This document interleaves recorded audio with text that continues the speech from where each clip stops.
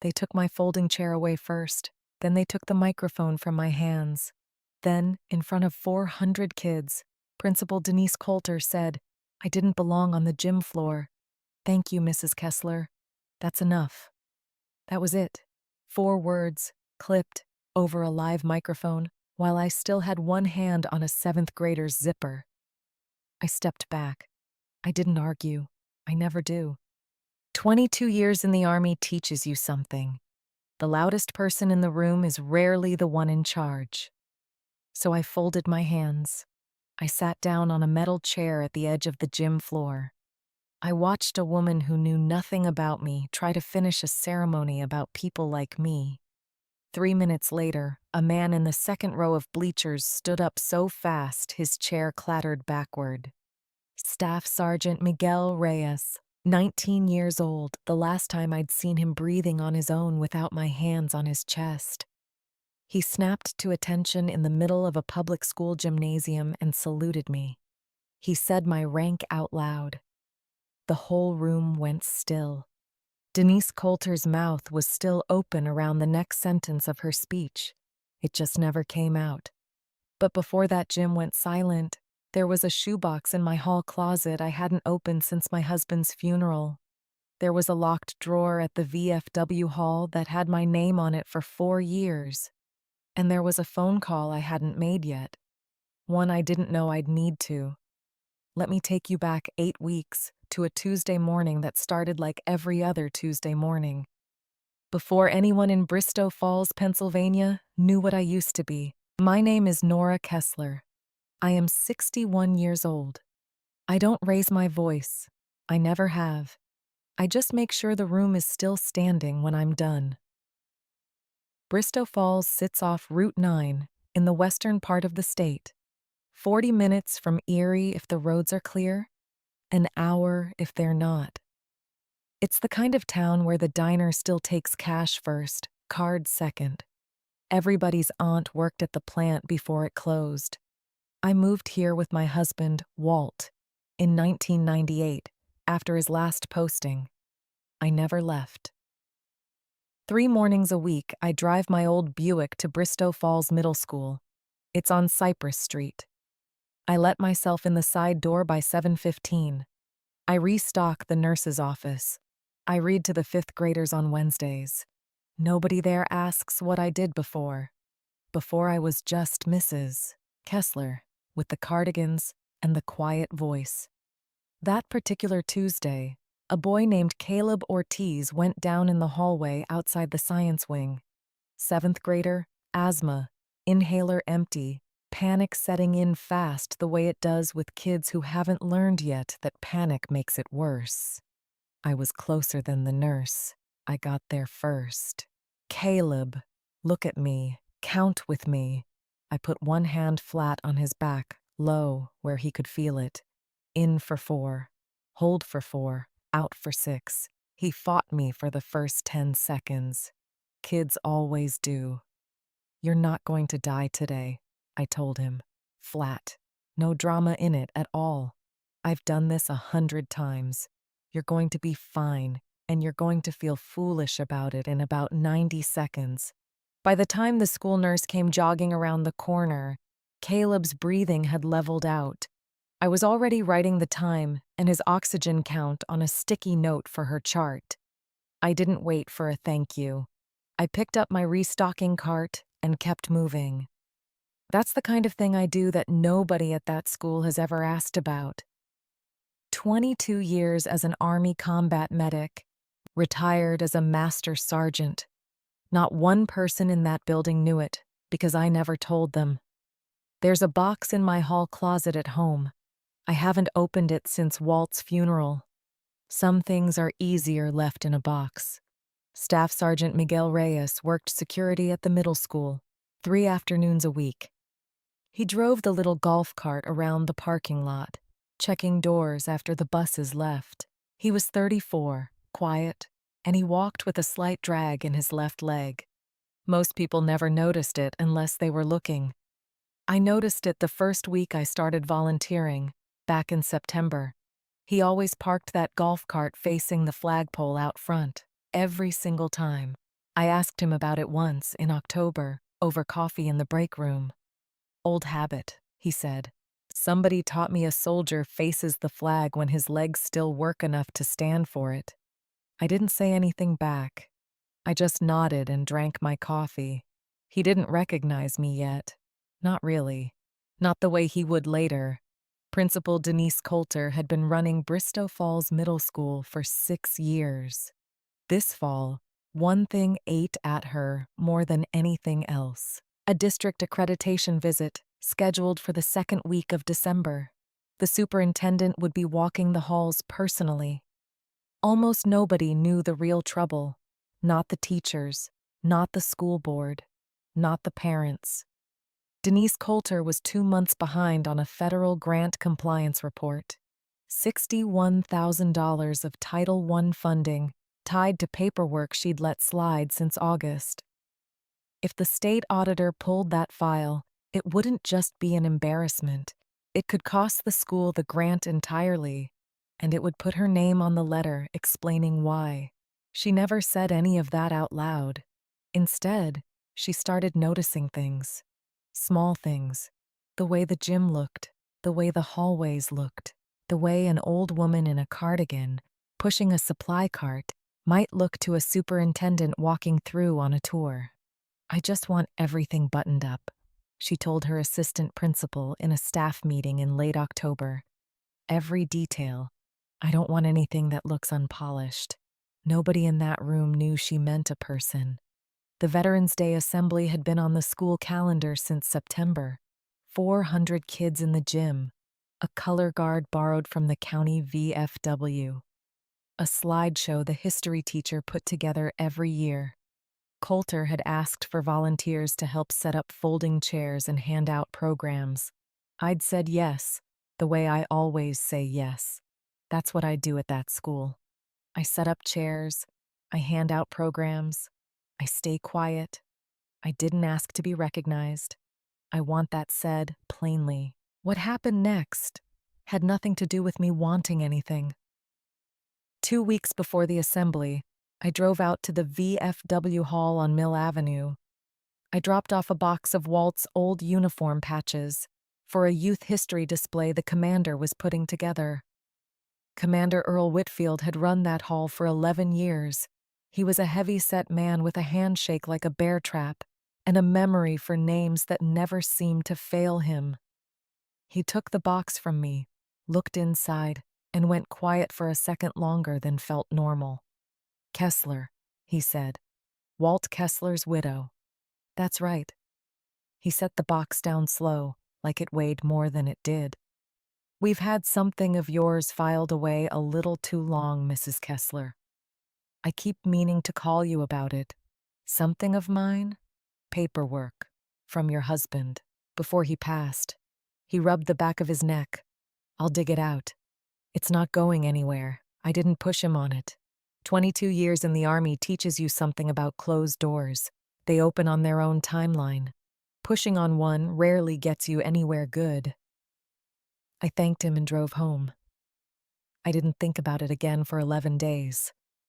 I should have. 3 days before the Veterans Day Assembly, Denise Coulter made an announcement.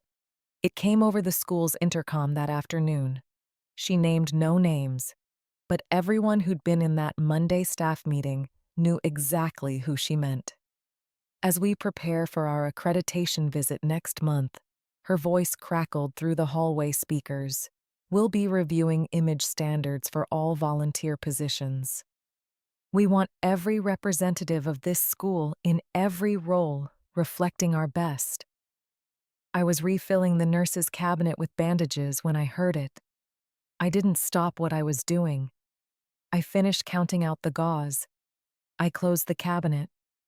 Then I went to get the mop for the hallway by the gym, because that's what needed doing next. That's who I am. I don't raise my voice. I just make sure the room is still standing when I'm done. But 400 kids were about to be in that gym in 3 days. And Denise Coulter had already decided, in her own mind, exactly what my place in it would be. She just didn't know yet what she was standing next to. The day after that intercom announcement, I found Sherry Landon waiting for me in the volunteer sign-in room. Sherry ran the volunteer coordinator desk, a soft-spoken woman in her 50s who always kept peppermints in a dish on the counter. Nora, she didn't quite meet my eyes. I have to tell you something, and I don't like it. Go ahead. Your hours are being reduced. Starting after the assembly, 2 mornings instead of 3. She slid a printed schedule across the counter, already typed up, already signed. It's not my call. It came from the front office. I looked at the paper for a second. 2 mornings instead of 3, effective the Monday after Veterans Day. Not a firing. Nothing you could point to and call cruel outright. Just smaller. Just quieter. The kind of cut that leaves no bruise anyone can see. Did she say why? Sherry's mouth pressed thin. Image standards. That's the phrase in the memo. I folded the schedule once and put it in my coat pocket. Thank you for telling me straight, Sherry. Most people wouldn't have. I'm sorry, Nora. Don't be. I've had worse days than this one. I meant it plainly, not for sympathy. 22 years in green taught me the difference between a wound and an inconvenience. This was an inconvenience wearing a wound's clothes. I drove home that afternoon along Route 9, past the diner, past the shuttered plant, past the turn for the cemetery where Walt is buried. I didn't cry. I didn't call anyone to complain. I went inside and hung up my coat. Then I stood for a moment in the hallway, outside the closet where the shoebox sits on the top shelf, behind the winter blankets. I didn't open it. I want to be honest about that. I looked at the closet door for one long minute. Then I went and made dinner, because that's what you do. You keep moving. The room stays standing because you refuse to let it fall, even when nobody's watching you hold it up. 2 days later, on the Thursday before the assembly, I drove back out to the VFW hall. Commander Whitfield had left a message on my machine. The old-fashioned kind, the tape kind. That's the phone Walt and I bought in 2003, and I never saw a reason to replace it. Mrs. Kessler, it's Earl Whitfield. I found what I was looking for. Come by when you get a chance. No rush, but don't wait too long either. The VFW hall on Mill Avenue smelled the way it always smelled. Coffee gone slightly bitter in a pot left on the burner too long. Floor wax. Old wood. Commander Whitfield met me at the door with a manila folder held against his chest, like it was something fragile. Sit down, Nora. He never called me Mrs. Kessler when it was serious. Only Nora. I sat. Your husband came to me in the spring of 2019, he said, before he got sick. He asked me to help him file a formal nomination with the County Veterans Council for a service recognition, your name on it. My hands went still in my lap. Walt did that? He did. He filled out every page himself. Citation references, dates, unit information, all of it. He knew your record better than most soldiers know their own. Whitfield opened the folder and turned it so I could see the top page. Walt's handwriting, small and careful, and the same handwriting that used to leave notes on the kitchen counter before 6 a.m. runs.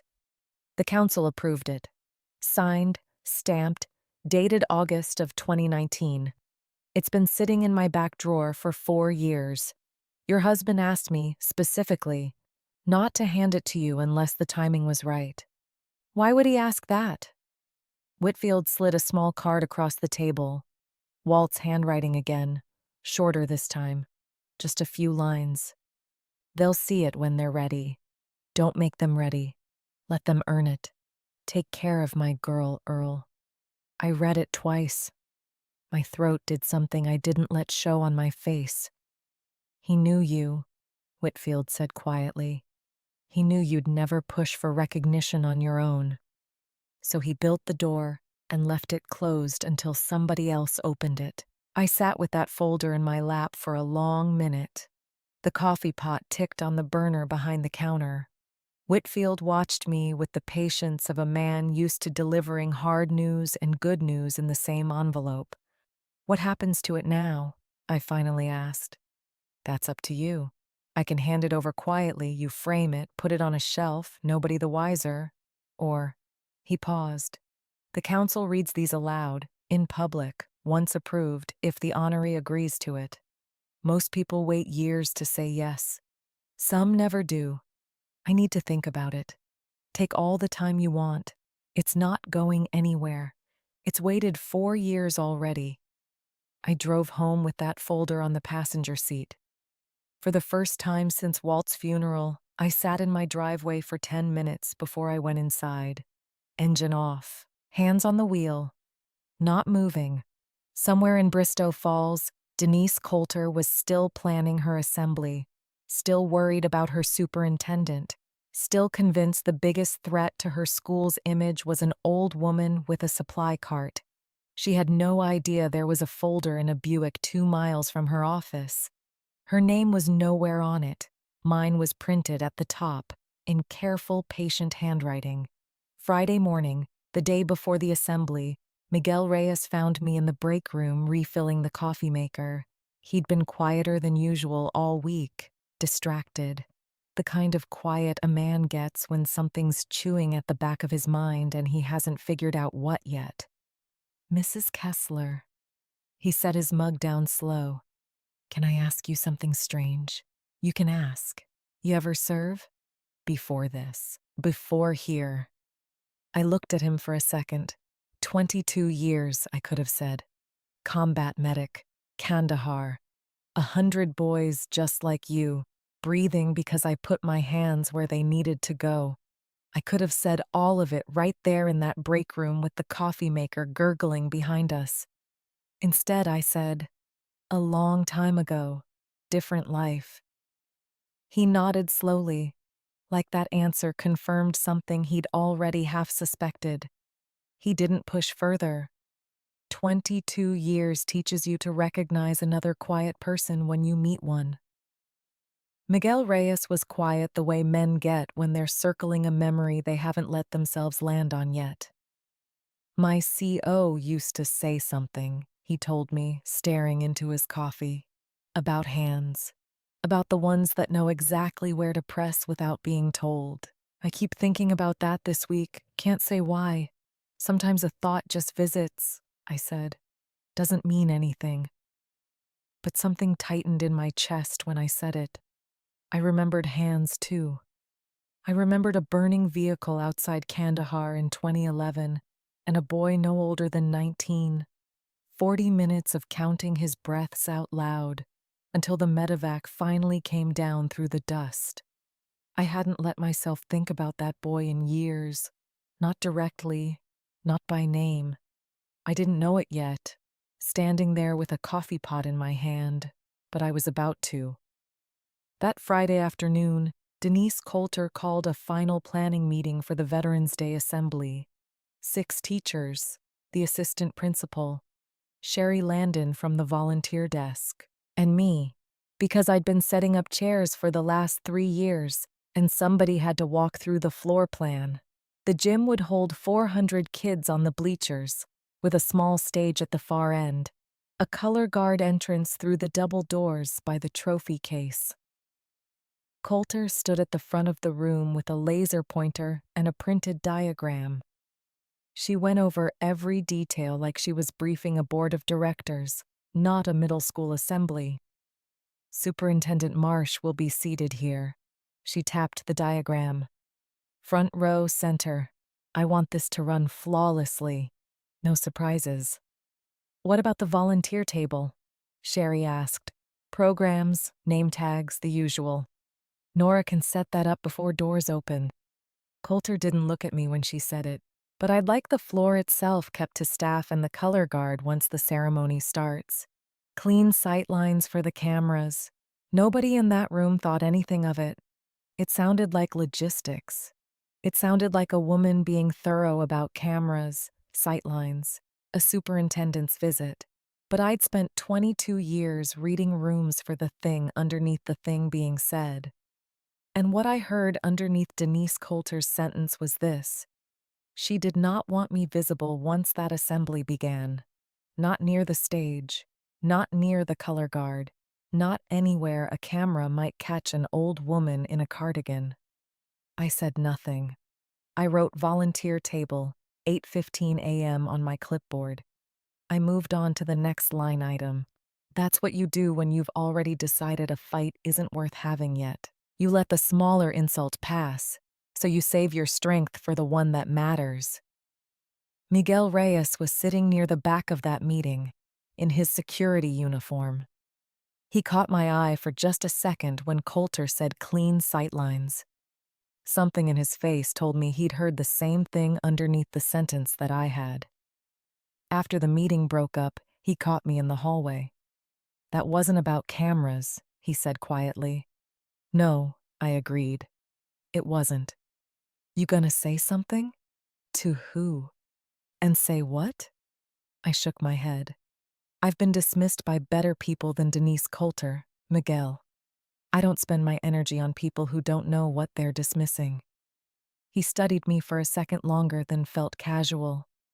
"You keep saying things like that, like you've got some measuring stick nobody else can see. Maybe I do." I went home that night and finally did something I'd been putting off, ever since Whitfield handed me that folder. I called Walt's sister, Diane, 2 hours south in a town called Cresswell. She'd kept a box of Walt's papers and mine since the funeral, things his lawyer said not to throw away. "Diane, it's Nora.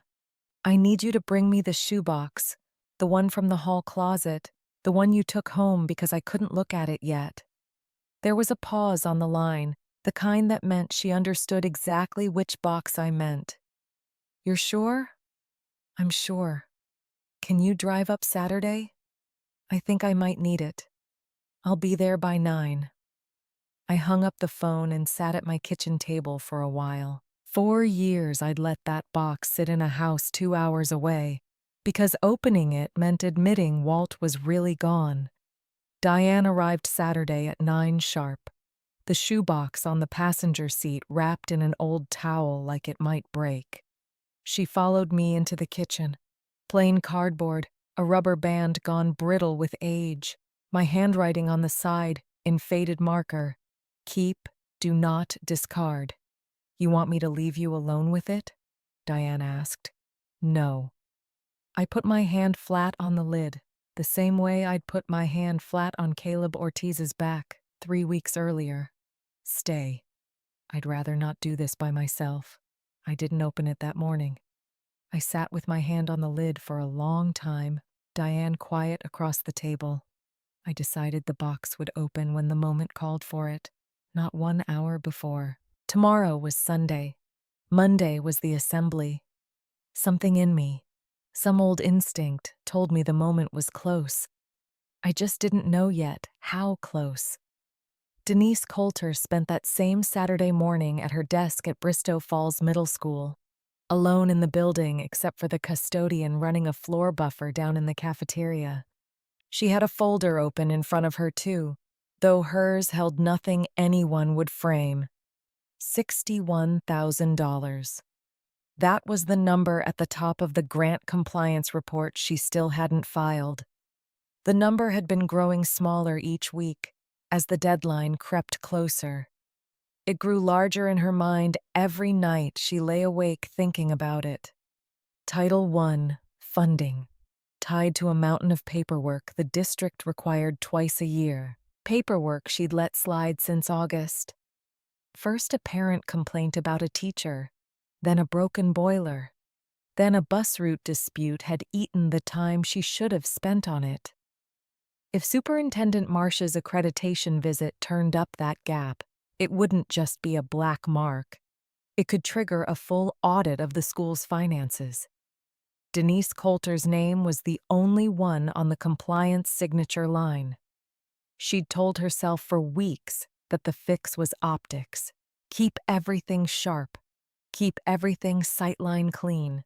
If the visit went smoothly, if Marsh left impressed, Maybe nobody would look too hard at the numbers underneath the impression. It was the oldest trick in a nervous administrator's book. Coulter had convinced herself it might actually work. She closed the compliance folder and opened her assembly binder instead. She flipped to the seating chart, the run of speeches, the volunteer table placement she'd specified twice now, in writing. An old woman with a cart wasn't the real threat in that building. Denise Coulter just needed something she could control. Nora Kessler's cardigan was easier to manage than 61,000 federal dollars. She didn't think of it as cruelty. That's worth saying plainly, because most cruelty doesn't announce itself as cruelty to the person committing it. Denise Coulter thought of it as competence. She thought she was protecting her school. She had no idea she was about to stand 2 feet away from the single most decorated person who had ever set foot in that gymnasium, and dismiss her like a stray folding chair. Sunday. I went to church in the morning the way I always do. In the afternoon, Miguel Reyes called my house. He had never done that before. Mrs. Kessler, sorry to bother you on a Sunday. You're not bothering me, Miguel. What is it? There was a long pause on the line, long enough that I could hear him breathing, gathering something he wasn't sure how to say. I pulled my old deployment folder out of storage last night, he said finally. Don't ask me why. Something's been eating at me all week and I couldn't sleep until I looked. My hand tightened on the phone. And Kandahar Province. 2011. There's a name in my after-action summary I never forgot, even though I never met her again after that day. A combat medic. The one who kept me breathing 40 minutes till the bird came down. His voice cracked slightly on the last word. Master Sergeant N. Kessler. I closed my eyes. The kitchen around me went very quiet, the refrigerator humming, a car passing outside on Route 9. Miguel, I said, and my voice came out steadier than I felt. I need you to say the rest of what you're thinking. I think it's you, he said. I think you're the one who saved my life when I was 19 years old. I think you've been driving a supply cart past me in that hallway for 2 months, and I never put it together until last night. Neither of us said anything for a moment. I thought about the burning MRAP, the sound it made, the way the desert heat pressed down even through the smoke. I thought about the exact weight of a 19-year-old private's body when his legs stopped working right, and mine had to do the work of 2 people.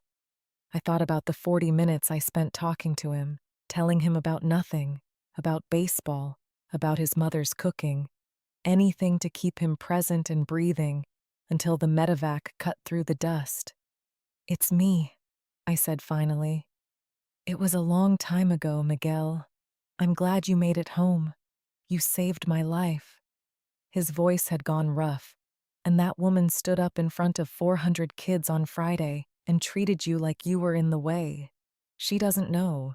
Somebody should tell her. No, I said, firmer than I meant to. Nobody tells her anything, Miguel. If this comes out, it comes out because it's true and because the moment calls for it. Not because we went and forced somebody's hand. I've spent my whole life doing things quietly. I'm not about to change that now over one bad Friday. He was quiet for a long moment. That's the hardest thing about you, Mrs. Kessler. You'd rather let somebody misjudge you for a month than raise your voice for 1 minute. I don't raise my voice, I said. I just make sure the room is still standing when I'm done. He laughed, short and surprised, like the words had landed somewhere unexpected.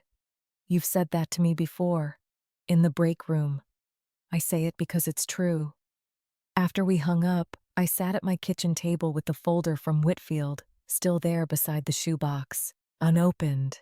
Diane's towel still wrapped loosely around it. I understood that Monday was going to be a very different day than the one Denise Coulter had planned on her diagram with the laser pointer. Monday morning, the day of the assembly, I arrived at Bristow Falls Middle School at 7:15, the way I always do. My Buick parked in its usual spot, at the far end of the lot, near the flagpole, near the spot where Miguel Reyes always turned his golf cart to face the flag.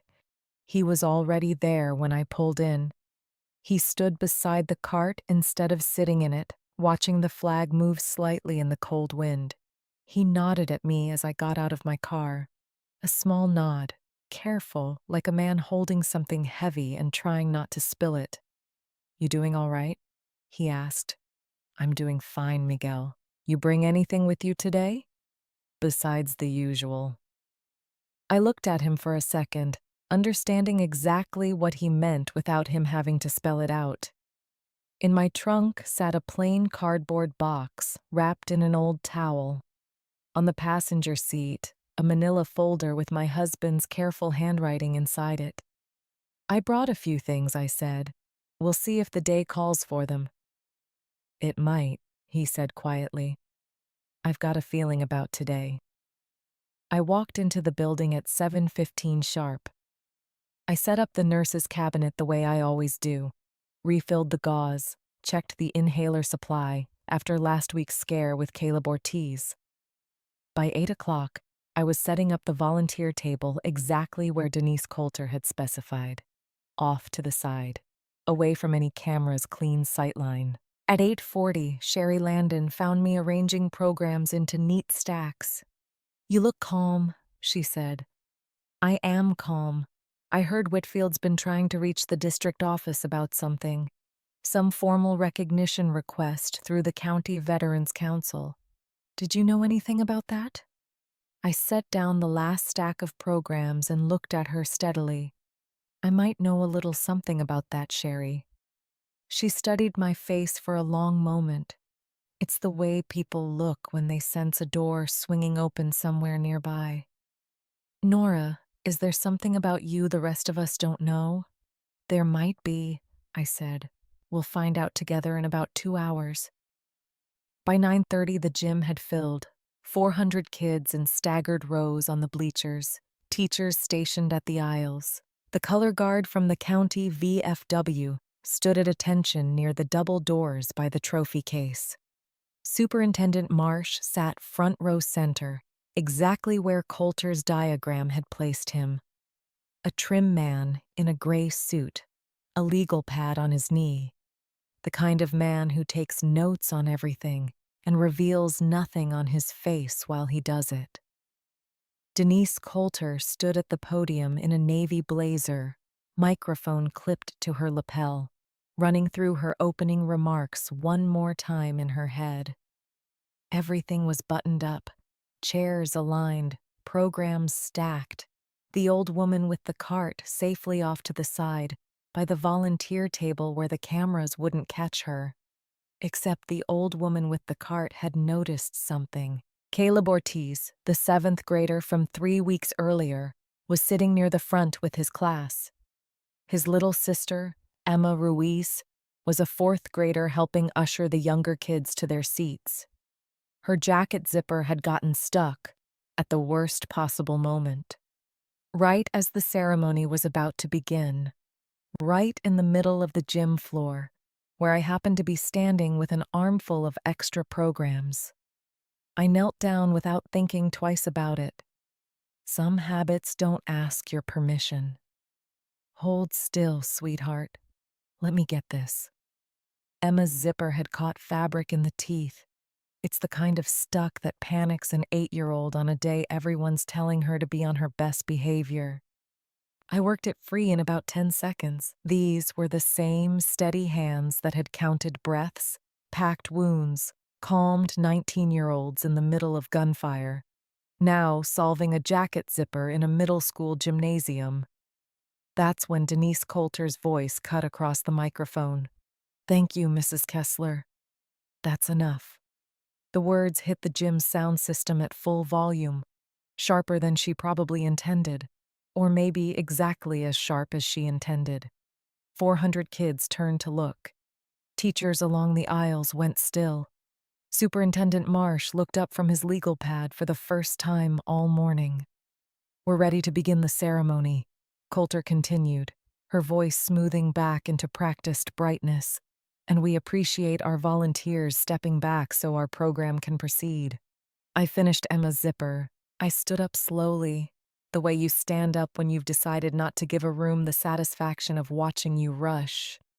I looked at Denise Coulter for exactly 1 second, long enough for her to see I'd heard her, not long enough to look like a confrontation.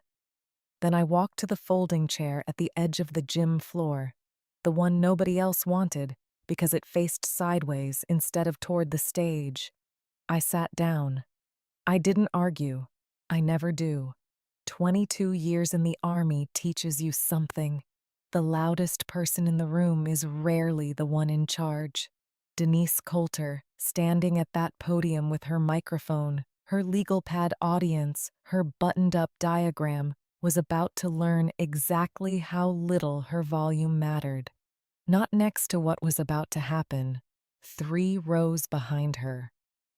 The ceremony opened with the color guard presenting the flag, the Pledge of Allegiance, recited by the Student Council president. Then Coulter's opening remarks, 3 minutes of prepared language about honor and service and sacrifice. It was a fine speech. It said all the right words. It just happened to be delivered by a woman 2 feet away from the most decorated person in the building. A woman who had spent the entire morning making certain that person stayed seated at the edge of the floor, out of the clean sightlines, out of the cameras, out of the story she wanted to tell about her school that day. And now, Coulter said, glancing at her notes, I'd like to invite our color guard commander to say a few words about the meaning of today's observance. Commander Earl Whitfield stepped up to the podium in his VFW dress uniform. He was the same man who had handed me a folder 3 days earlier, across a table that smelled like old coffee and floor wax. He shook Coulter's hand, thanked her for the invitation, and turned to face the gym. Every year, he began, we stand in rooms like this one and we talk about service in the abstract. Heroes, sacrifice, big words that are easy to say and hard to feel.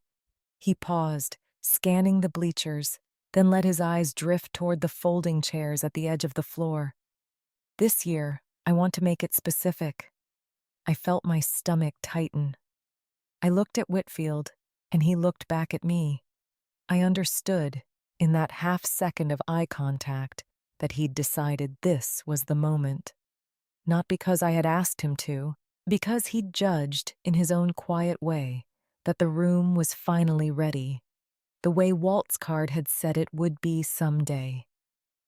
4 years ago, Whitfield continued, a man named Walt Kessler came to our hall and filed paperwork, nominating someone for formal recognition through the County Veterans Council. He asked us to hold it until the timing was right. Walt passed away not long after. Some of you may remember him. Quiet man, used to help with the youth history displays. A murmur moved through a few of the teachers who'd been in town long enough to remember. The council approved that nomination in 2019. It has been sitting in a folder in my office ever since, waiting. Coulter's expression had shifted, from polished brightness to something more careful, more uncertain, the look of a person sensing a script they hadn't approved. I believe, Whitfield said, that today, in this room, is the right timing. He turned and looked directly at the folding chairs at the edge of the gym floor. Master Sergeant Nora Kessler, would you please stand? 400 kids turned to look at the volunteer lady with the cart. I stood, slowly, the way I do everything. No theater in it, no performance. I felt every eye in that gym land on me at once. I felt Denise Coulter's eyes land hardest of all. Confusion broke across her face, like a held breath finally let go wrong. Master Sergeant Kessler served 22 years as an Army combat medic. Whitfield continued, reading now from a card in his hand, and is the recipient of a formal service commendation approved by the Bristow County Veterans Council in 2019. Filed on her behalf by her late husband, Walt Kessler. He didn't say Bronze Star. He didn't read the citation in full. He stopped there, on purpose. I would understand later. A man who has run a VFW hall for 11 years knows the difference between honoring someone and overwhelming a room past what it can hold in one sitting. He let the room have exactly enough truth to change the temperature. No more. Denise Coulter stood at the podium, microphone still clipped to her lapel, mouth slightly open. The practiced brightness was gone from her face entirely. She looked, for just a moment, like a woman doing arithmetic she didn't want to finish. 4 days ago, she'd told this same person, over this same microphone, "That's enough." I didn't look at her. I looked at the kids. I looked at Caleb Ortiz in the third row, the boy whose breathing I'd counted 3 weeks earlier. He was watching me with an expression somewhere between confusion and awe. I looked at Emma Ruiz, jacket zipped, staring up at me like the volunteer lady had turned into someone from a storybook in the space of 30 seconds. Whitfield closed his card. "Thank you, Master Sergeant. Please, be seated." I sat back down in my sideways folding chair. The applause that followed was uneven, uncertain. 400 kids and a room full of adults, not quite sure how loudly to clap for something they hadn't been told the full shape of yet. Denise Coulter recovered enough to step back to the podium and move the ceremony along. Her voice was thinner than it had been 10 minutes earlier. The assembly finished the way assemblies finish: a slideshow, a closing song from the choir, kids filing back to their classrooms in staggered lines. But something had shifted in that gym, and everyone in the room could feel it even if they couldn't have named it. A door had opened a crack. It hadn't swung wide yet. That would come later, and it would come louder than anyone in that gym that Monday morning could have guessed. After the assembly, Superintendent Marsh approached Whitfield near the trophy case, legal pads still in hand. "That's quite a story, Commander. Is there more to it?" "There's always more to it," Whitfield said. "Some of it's not mine to tell today." Marsh nodded slowly, glancing across the emptying gym toward the folding chairs, where I was helping Sherry stack programs like nothing unusual had happened. "I'd like to hear it properly sometime, formally, if the council's willing." "I'll see what I can arrange," Whitfield said. Something in his tone told me he already had an idea forming, one that hadn't fully announced itself yet, even to him. Denise Coulter found me at the volunteer table 20 minutes later, after most of the kids had cleared out. Her navy blazer was still buttoned. Her composure was mostly rebuilt, but not entirely. "Mrs. Kessler." She said my name carefully, like she was testing whether it still meant what she'd assumed it meant a week ago. I didn't realize. "No," I said. "You didn't. I hope you understand. The volunteer schedule change, the image standards memo, none of that was personal." I finished stacking the last of the programs before I answered her. "Mrs. Coulter, I've spent 22 years being underestimated by people who were nervous about something else entirely. You're not the first, and you likely won't be the last." I looked at her directly, not unkindly, but not softening it either. "I'd be curious what you were actually nervous about." Something flickered across her face.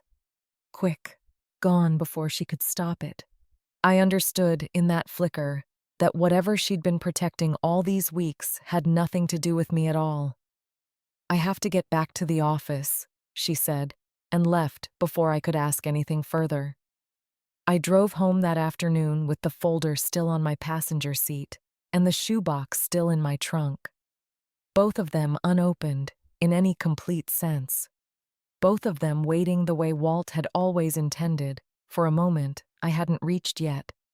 Whitfield's careful half-truth in that gym had only cracked the door. It hadn't told the room about Kandahar. It hadn't told the room about the boy I pulled from a burning vehicle in 2011, or the 40 minutes I spent talking about baseball, keeping him present while the desert burned around us. It hadn't told the room about Miguel Reyes, still driving his golf cart past the flagpole 3 afternoons a week.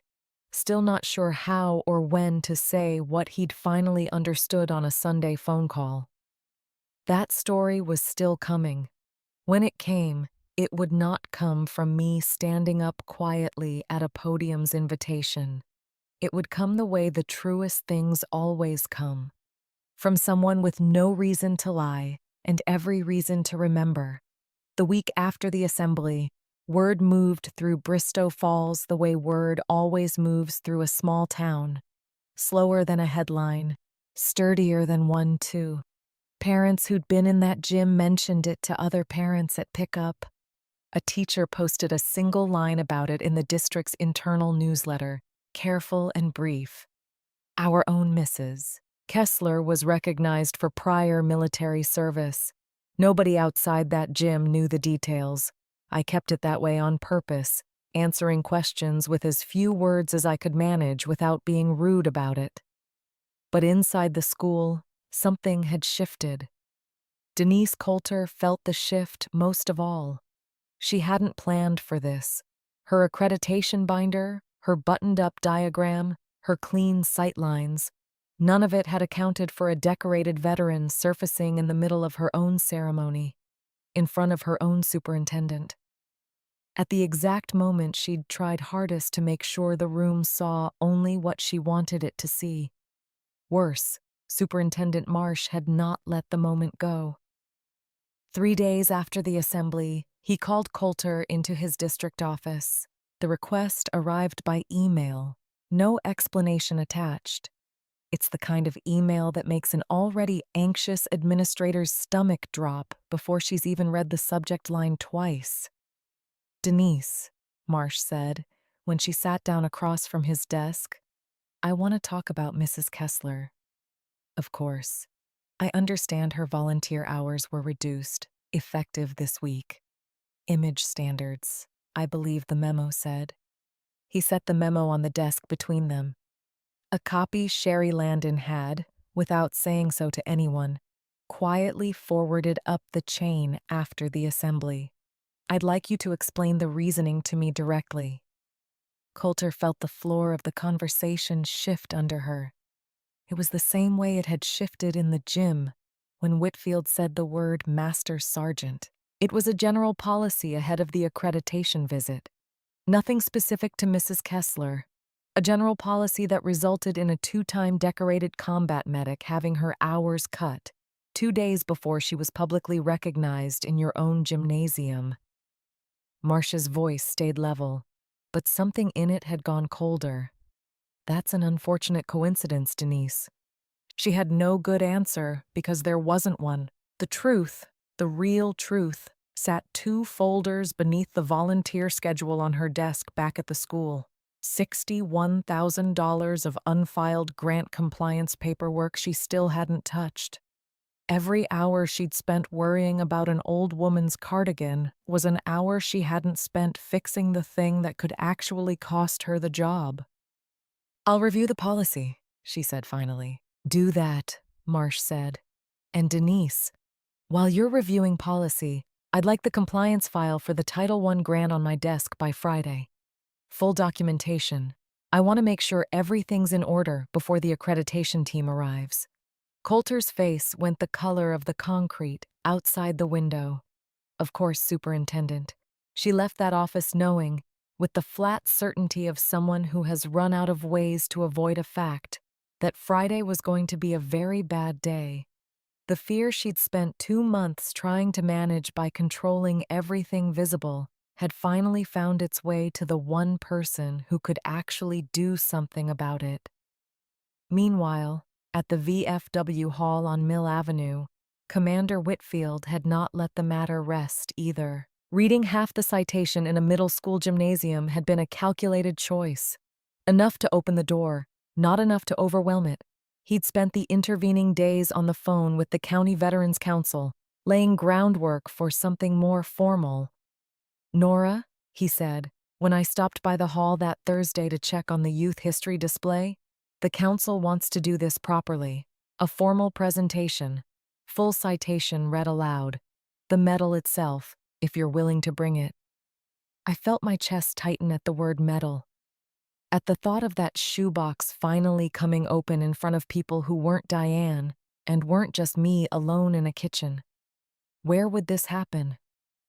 The council was thinking the school, actually, given how the story started there. Superintendent Marsh reached out to us this week, said he'd like to make it right.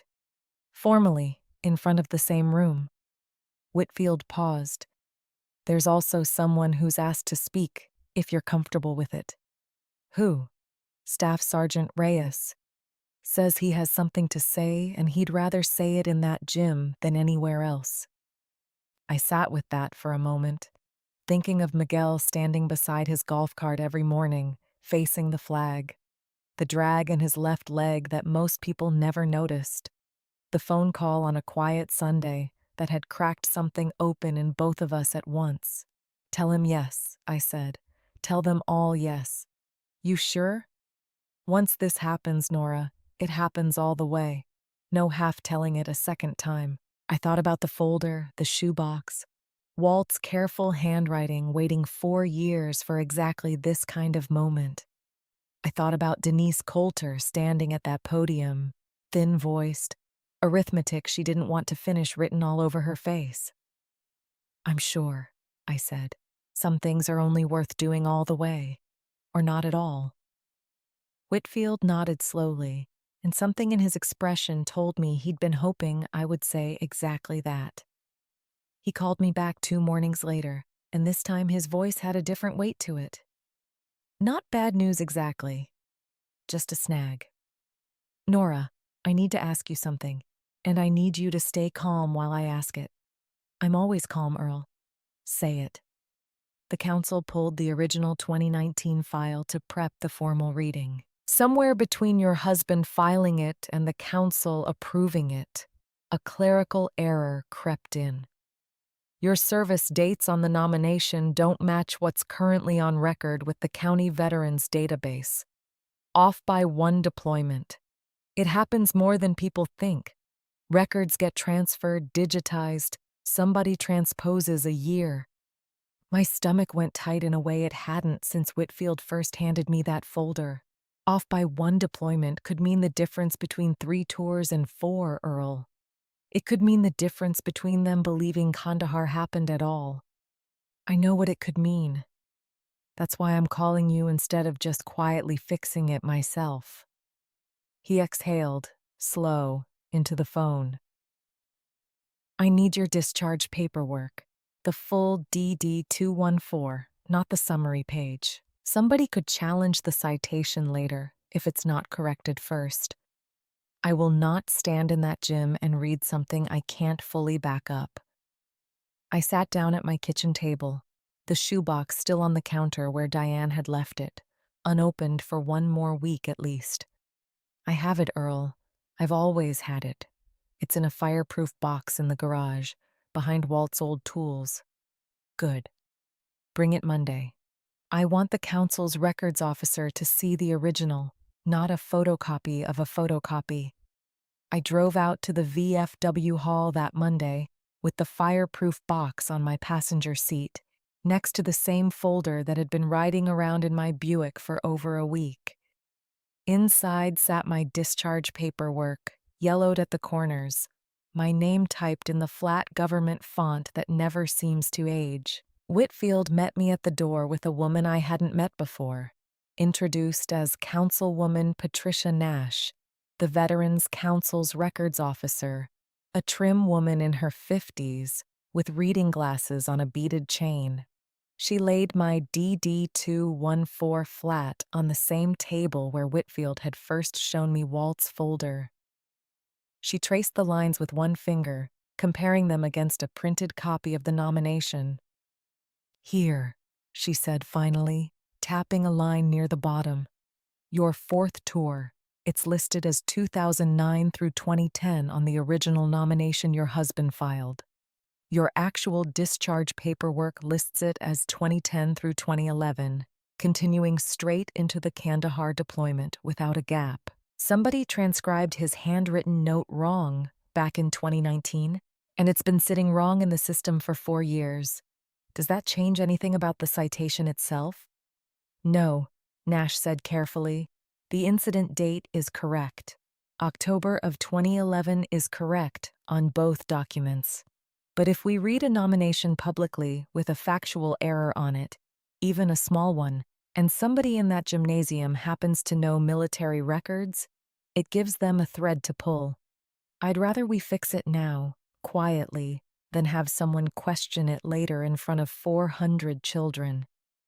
I felt something old and steady rise up in me, the same calm that used to arrive right before a difficult procedure. Then let's fix it. It took the better part of that week. Nash filed a formal correction request with the county. She cross-referenced my discharge paperwork against the Army's own archives. Whitfield warned me it could take 3 days, or 3 weeks, depending on which office picked it up first. I went back to my usual mornings at the school. I restocked the nurse's cabinet. I read to the 5th graders. I said nothing to anyone about a records officer working through government archives on my behalf. Some things, I've learned, are easier carried quietly until they're finished. Miguel noticed anyway. He always did. "You've got that look again," he said, catching me in the hallway on Wednesday. "The one from before the assembly. Something's chewing at you." "Paperwork," I said. "Nothing that concerns you." "Everything about this concerns me, Mrs. Kessler. I'm the one standing up in that gym in a week." I told him, because he'd earned the truth by then, about the transcription error, about Nash working the correction through the county archives. He listened without interrupting, the way he'd learned to listen since that Sunday phone call. What happens if they don't fix it in time? Then we wait longer, or Whitfield reads the citation with an asterisk on it and hopes nobody in that gym cares enough to ask questions. I shook my head. I'd rather wait. Walt spent 4 years being patient about the timing of this. I can spend 1 more week making sure it's accurate. "That's the thing about you," Miguel said. "You'd rather delay your own recognition by a week than let one word of it be slightly wrong. Wouldn't you?" He thought about that for a long moment. "Yeah," he admitted. "I think I would." The correction came through on a Thursday afternoon, 9 days after Nash first laid my DD-214 on that table. Whitfield called me the moment the confirmation email landed in his inbox. "It's fixed, Nora. Records match now. Both documents, no gap, no error." Nash signed off on it herself, and the council chairman countersigned it this morning. We're clear to read the full citation, accurate down to the day. I felt something loosen in my chest that I hadn't fully realized was still tight. "Thank you, Earl. And thank Councilwoman Nash for me." "I will." She said something before she left that I think you should hear.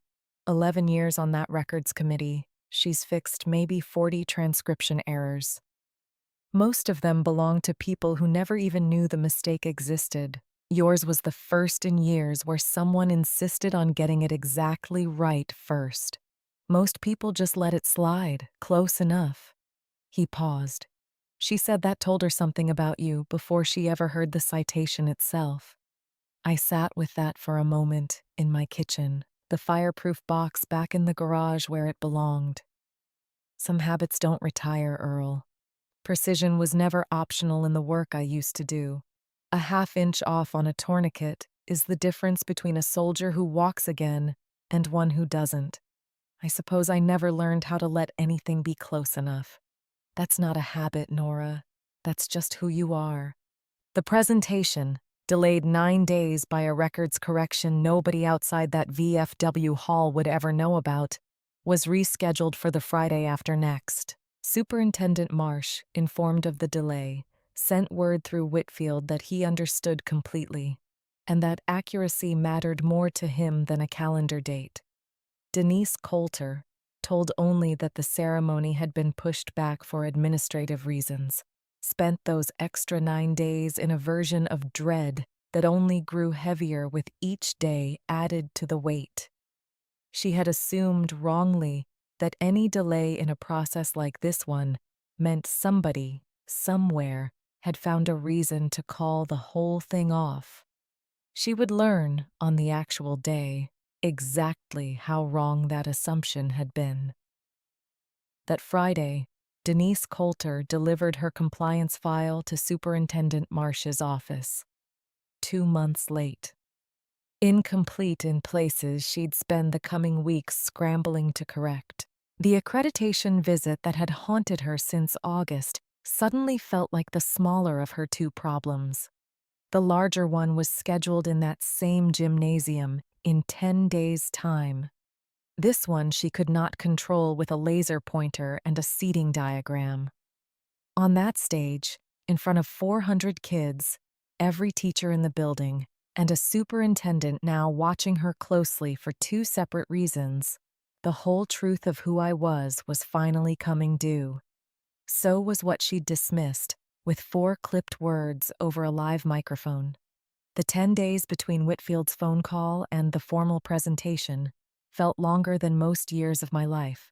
And I say that as a woman who has counted seconds in a burning vehicle in a war zone. Some waiting is loud. This waiting was quiet. Quiet waiting has its own particular weight. I went back to my usual 3 mornings. Sherry Landon, without being asked, had quietly reversed the schedule memo the same week Superintendent Marsh visited Coulter's office. Nobody made an announcement about it. The paper simply appeared back on the volunteer desk, unreduced, unremarked upon. It's the kind of correction that happens when someone decides silently a wrong should be undone rather than debated. I restocked the nurse's cabinet. I read to the 5th graders on Wednesday, the same chapter book we'd been working through since October. Emma Ruiz sat in the front row every time now, watching me with the same wide-eyed attention she'd given me the day her zipper stuck. Caleb Ortiz started saying good morning to me in the hallway, quiet, almost shy about it, like a boy who realized the volunteer lady with the cart was someone he should have been paying closer attention to all along. Miguel Reyes and I didn't talk much about the coming presentation in those 10 days. We didn't need to. He drove his golf cart past the flagpole every afternoon, same as always. Some mornings I'd catch him watching the building with an expression I recognized. A man rehearsing words in his head that he wasn't ready to say out loud yet. On the 3rd day, Sherry Landon stopped me in the hallway with a question I hadn't expected. "Nora, can I ask you something? My husband was Navy 3 years before we met. He never talks about it.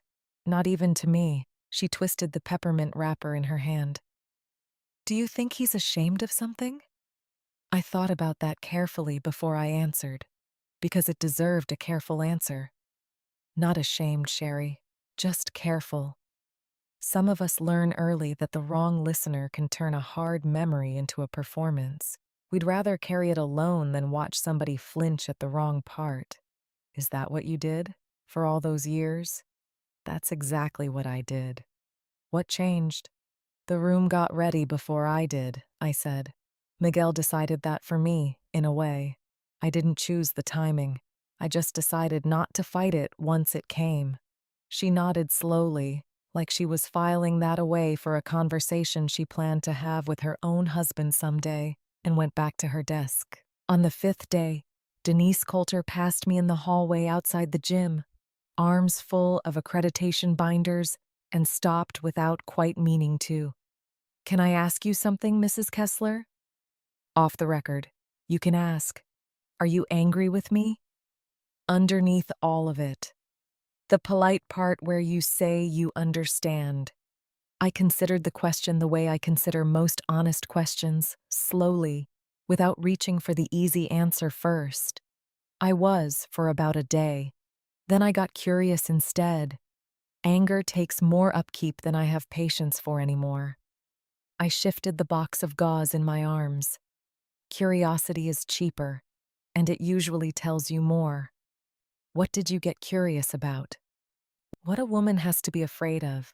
to look past 22 years of service standing right in front of her every morning. I didn't say it unkindly. I said it the way you'd note a fact on a chart.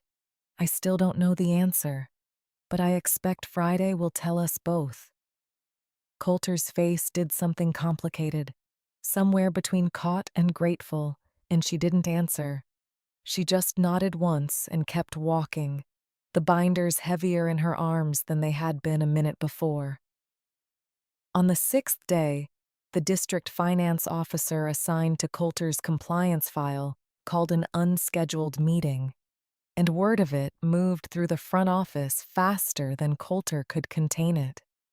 I heard about it from Sherry, who heard about it from the assistant principal, who'd overheard it through a door left open a few inches too many. They found something, Sherry told me, voice low, over the sign-in sheet. Not fraud, nothing like that, just a pattern. Apparently this isn't the first year Coulter let the paperwork slide close to the deadline. 2 years ago, same thing, filed 9 days late. Nobody flagged it then because nothing else was wrong with the file. This time, with the accreditation visit stacked on top of it, somebody's finally asking why it keeps happening. I thought about that for a moment, turning it over the way I'd learned to turn over any piece of information before deciding what to do with it. Do you think she's in real danger? Her job, I mean. I don't know. I think it depends on what she does in the next 2 weeks. Sherry glanced down the hallway toward the closed door of the front office. She's been staying until 7 most nights. The night janitor told my husband she cried in her car in the parking lot on Tuesday. Just sat there for 20 minutes before she drove home. I didn't say anything to that at first. 22 years of reading rooms had taught me that sympathy for the wrong person offered at the wrong time could look like it was excusing something that shouldn't be excused. But I also understood, better than most, the particular exhaustion of carrying something alone because you're too afraid or too proud to ask anyone for help carrying it. I don't envy her, I finally said. Fear like that eats a person slowly from the inside, long before anyone on the outside notices anything's wrong. You almost sound like you feel sorry for her. I do, a little. That doesn't mean I've forgotten what she did with that fear, or who she aimed it at when it got too heavy to carry quietly. I closed the cabinet I'd been restocking. Both things can be true at once, Sherry. I've found that's usually how the truth actually works, whether we like the complexity of it or not. That evening, driving home along Route 9, I found myself thinking less about Denise Coulter's fear, more about my own. Buried so long under 22 years of discipline, I'd almost forgotten it existed. Fear of the room seeing all of me at once. Fear of a story that had belonged only to me and a handful of soldiers scattered across the country, suddenly belonging to 400 strangers and a superintendent with a legal pad. I understood, driving past the shuttered plant in the fading light, that what I felt about Friday wasn't dread exactly. It was closer to the vulnerability of setting something down you've carried so long your arms forgot what empty feels like. I called Diane that night, not about the box this time, but about the fear itself. You've carried harder things than a room full of people clapping for you, she said. When I told her, you've carried grief. You've carried Walt's last 6 months. You've carried men who didn't make it, and you kept doing the job the next morning anyway. This is easier than all of that, Nora. It just doesn't feel that way yet, because you've never done it before. When did you get so wise, Diane? I've been married into this family for 30 years. Some of it rubs off eventually. She laughed, warm, familiar. You'll be fine, Friday. You've never once failed to be exactly as steady as a room needed you to be. This will be no different, even if the room is the one doing something for you this time. I sat with that for a long time after we hung up, in my kitchen, the folder and the shoebox both waiting on the counter for a day that was finally, genuinely close now. On the seventh day, Miguel finally sat down across from me in the break room, coffee mug in his hands. He said what had clearly been building in him since our Sunday phone call. "I keep thinking about how to say it," he told me. "What I want to say up there. I've written it 4 different ways and none of them feel right. What's the trouble? The trouble is, I don't know how to explain to 400 kids what it means that someone kept you breathing when you were sure you weren't going to." He turned the mug slowly in his hands. "I was 19, Mrs. Kessler. I thought I was going to die in that vehicle. I remember the heat before I remember anything else. Then I remember your voice, talking about baseball, of all things, like the world wasn't on fire around both of us." "The Phillies," I said quietly. "You kept arguing with me about the Phillies bullpen." He looked up, startled. "You remember that?" "I remember every minute of it, Miguel. I've just never had a reason to say so out loud. Until now." He was quiet for a long moment. When he spoke again, his voice had steadied, like a man who'd finally found the shape of the thing he needed to say. "I think I just want to tell them the truth. Plain. No speech, no big words. Just what happened and who did it." "That's usually enough," I said. "The plain truth," said once, clearly. "People remember that longer than they remember a performance." He nodded slowly, and something in his shoulders eased, like a weight he'd been carrying since Sunday had finally found a place to set down. On the 8th day, Caleb Ortiz stopped me in the hallway outside the science wing, the same spot where he'd gone down 3 weeks earlier. He had his backpack slung over one shoulder, his inhaler visible in the side pocket where the nurse insisted he keep it now. "Mrs. Kessler, can I ask you something?" "Of course. Are you in trouble?" "My mom said something about your hours getting cut. She heard it from Mrs. Landon at pickup." He shifted his weight, the way kids do when they're not sure if a question is allowed. "It's not fair. You're the one who helped me breathe." I knelt down, the way I always did for him, though he was nearly tall enough now that I barely had to bend. "I'm not in trouble, Caleb. Sometimes grown-ups make decisions out of fear instead of good sense. It happens more than you'd think, even to grown-ups who are otherwise trying their best. Is Principal Coulter scared of something?" I considered how much truth a 12-year-old could carry without it becoming a burden instead of an answer. "I think she is. I think most people who act unkindly are more scared than they are unkind. Underneath it. Doesn't make the unkindness hurt less, but it usually explains it, if you're patient enough to look." He thought about that with the same seriousness he brought to counting his own breaths. "I hope it works out. Whatever it is." "It will," I told him. "These things usually do, if you give them enough time and don't force the ending." He nodded and headed off toward his classroom, backpack bouncing, already thinking about something else the way children mercifully can. I watched him go and felt, not for the first time that week, a quiet certainty settling into my chest. Whatever happened in that gym on Friday, this town's children were already paying closer attention than any of the adults around them realized. That same afternoon, Sherry Landon came to find me at the volunteer desk with a printed sheet in her hand, and something careful in her expression. "I did something," she said. "I hope you're not upset with me for it. Tell me first, then I'll decide."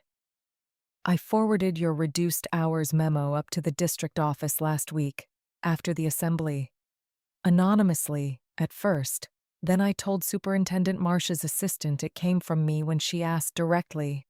I know it wasn't my place." She twisted the peppermint wrapper in her hands, a habit I'd come to recognize as her version of standing at attention. "But I've watched you get quietly pushed aside in this building for 2 months. I couldn't watch it happen one more week. not without saying something to somebody who could actually do something about it. I looked at her for a long moment, surprised in a way I didn't often let myself be surprised anymore. Sherry, that took more courage than you're giving yourself credit for. It didn't feel brave. It felt overdue. Sometimes those are the same thing wearing different clothes, I said. Thank you, truly. She smiled, relieved, and went back to her desk, already reaching for the dish of peppermints, like the conversation had cost her something she needed to replace. Denise Coulter, meanwhile, spent those same 10 days in a version of hell entirely of her own making. The compliance file she'd delivered late to Marcia's office had triggered exactly the review she'd feared. A district finance officer was now combing through 2 years of Title I paperwork, asking pointed questions about timelines and signatures. Coulter had to answer them one uncomfortable meeting at a time. The accreditation visit itself, once the single terror occupying her every waking thought, had shrunk in her mind. It felt almost manageable next to the audit now underway. She came to me on the Wednesday before the formal presentation. She found me in the school library, helping set up a small display shelf near the reading nook. It was an odd request Whitfield had made. Something about wanting a permanent place for whatever came out of Walt's shoebox, once it finally opened. Mrs. Kessler. Coulter's voice had lost the polished brightness entirely now, replaced by something more tired, more honest. I owe you an apology. A real one. Not the hallway kind I gave you after the assembly. I set down the small brass shelf bracket I'd been holding and looked at her. I'm listening. I was scared, she said, and the admission seemed to cost her something to say plainly. Not of you, of the accreditation visit, of what the district might find if they looked too closely at things I'd let slide. I told myself controlling how the building looked was the same as controlling the outcome. It wasn't. It was never going to be. She shook her head slowly, and I took that fear out on the person in the room who had the least to do with causing it. That's usually how fear works, I said, not unkindly. It looks for the smallest target in the room, because the smallest target is easiest to move. I don't expect you to forgive me for it. I didn't say I wouldn't, I said. I said I understood how it happened. Those aren't the same thing, but they're not opposites either. She looked at me for a long moment, something shifting behind her eyes. I understood that whatever came next in this story, for Denise Coulter at least, would not be about villainy triumphant or villainy destroyed. It would be about a frightened, imperfect woman, learning slowly and at real cost. The difference between managing appearances and managing the truth. The presentation is Friday, she said. I've asked Superintendent Marsh if I can say a few words first. To set the record straight, publicly, about the volunteer hours. You don't have to do that. I know I don't have to. She met my eyes steadily for the first time in the whole conversation. I want to. It's the least I can do, and it's more than I've done in a long time. I nodded, and she left the library the way people leave a room after they've said something true for the first time in a while. A little lighter, a little unsteady, like the honesty had cost her balance before it gave her any back. That night, I finally opened the shoebox. I did it alone, in my kitchen, with Diane on speakerphone from Cresswell. She'd asked me to call her when I finally did it. I didn't want to make her drive up again just to watch me hesitate. I peeled the brittle rubber band away. I lifted the lid. Inside sat exactly what I expected, and somehow still nothing prepared me for it. The medal itself, the ribbon slightly faded, the citation folded in careful thirds, the way the Army always folds things. Beneath it, a single envelope with my name on it, in Walt's handwriting, sealed, dated the same week he'd filed the paperwork with Whitfield. I didn't open the envelope that night. Some things, I've learned, are meant for exactly the room they were written for. That room was still 2 days away. Thursday, the day before the presentation, Bristow Falls Middle School buzzed with a kind of anticipation I hadn't felt in that building since I first started volunteering. Word had spread past the parents and teachers now, into the wider town. That's the way word moves when a small place senses something rare is about to happen in its own gymnasium. The local paper, a 4-page weekly that mostly covered school board meetings and the occasional car accident on Route 9, had called Whitfield asking for details. I told them the facts and nothing more, Whitfield said when he called to update me that evening. Master Sergeant, 22 years, Bronze Star with Valor, filed by her late husband, presentation Friday morning. I didn't give them the Kandahar details. That's yours to tell, if you choose to tell it, not theirs to print without you. Thank you, Earl. Don't thank me yet. Thank me after tomorrow, once we see how it goes. I spent that Thursday evening at my kitchen table with the envelope from the shoebox still unopened beside my coffee cup. I finally called Diane back. Not to ask her to come, just to hear a voice that had known Walt as long as I had. "You scared?" she asked. "A little," I admitted. 22 years, and I was never scared standing in front of an actual threat the way I'm scared standing in front of a gymnasium full of people who are going to look at me differently after tomorrow. "That's because bullets don't ask you to explain yourself afterward," Diane said. "People do."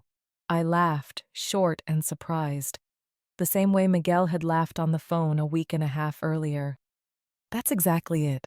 Walt would be so proud of you, Nora. Not for the medal, for the 22 years before it, and for everything since. He always said the medal was the easy part. The hard part was getting up every day after and choosing quietly to keep being useful to somebody." I sat with that for a long moment after we hung up, looking at the envelope, Walt's handwriting on the front. My name written the way he always wrote it, careful, unhurried. Like he had all the time in the world, even though, in the end, he hadn't. Friday morning arrived cold and clear. The sky was scrubbed blue, the way November sometimes surprises western Pennsylvania after a week of gray. I drove to the school at 7:15, the way I always do, my Buick in its usual spot near the flagpole.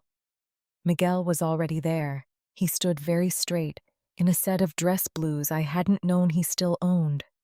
Pressed and precise, every ribbon in its correct place. "You look sharp," I told him. Figured the occasion called for it.